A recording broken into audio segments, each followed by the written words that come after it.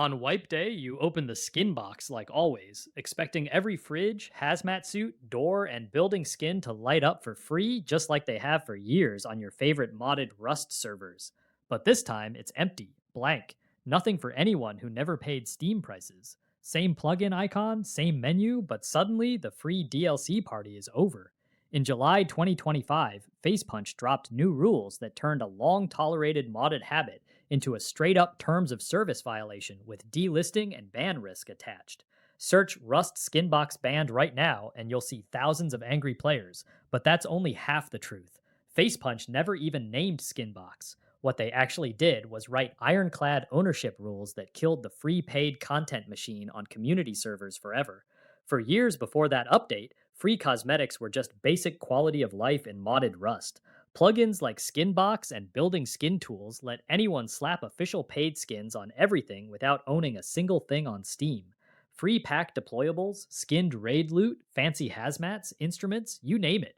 It was all handed out like candy, while Facepunch happily sold those exact same building skins, decor packs, hazmat skins, and approved marketplace cosmetics in the store.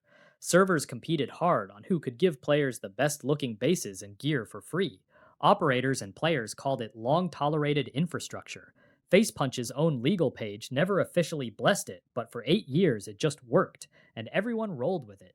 Then on July 15th, 2025, Facepunch updated the community server and hosting guidelines. The page stamp says last updated July 15th. They're still totally fine with community servers, private servers, monetization, donations, subscriptions, cosmetic sales, ads, the whole economy. Section 2 still green lights all of that, but Section 3 is where they drop the hammer, the dual ownership rule. Facepunch DLC now includes paid content packs and approved marketplace skins. Exact words, players must be able to freely and unconditionally access their validly purchased Facepunch DLC across all servers. And the other side, you must not grant access to any Facepunch DLC to players who have not validly purchased it. Servers may not bypass ownership checks or artificially enable Facepunch DLC. Workshop and custom stuff that isn't officially sold by Facepunch, still totally fine to restrict or grant. Only real exception is test servers for actual game mechanic testing, temporary only. Break the rules and you risk delisting, sanctions, or even a game ban. The guidelines became binding the second they were posted, and the terms of service now point straight to them. The community felt the shock immediately. Hosting providers started warning clients, Codefling threads blew up, and on July 16th, a change.org petition exploded, accusing Facepunch of suddenly cracking down after 8 years of looking the other way. Hundreds of signatures rolled in fast. HNC Rust and other big servers dated the change to July 16 and called August 7 the real deadline, tied to the force wipe. By then, operators were scrambling hard. Skinbox got gated to only stuff you actually own or non-approved workshop skins. Building skins plugins got removed. Raidable bases lost their fancy DLC skins. Abyss barrels and DLC wallpapers disappeared from shops. Plugin makers said the tools aren't dead, just adapt them with ownership checks and config options.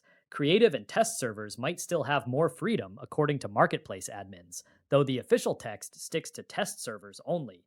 Players on both sides had strong feelings. People who loved the free unlocks and try before you buy vibe lost a huge amenity on normal community servers.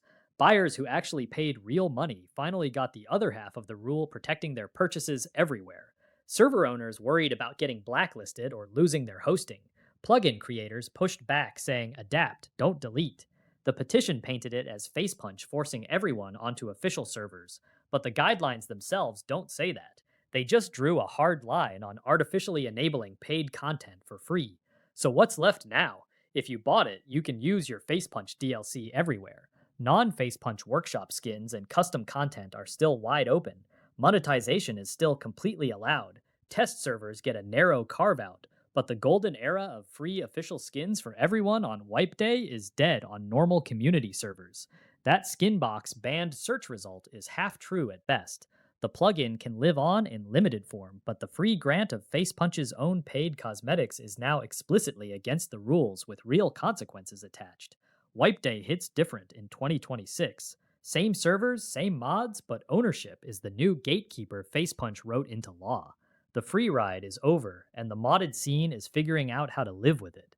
Let me know in the comments what your server is doing now, if you switched hosts or if you think this was fair.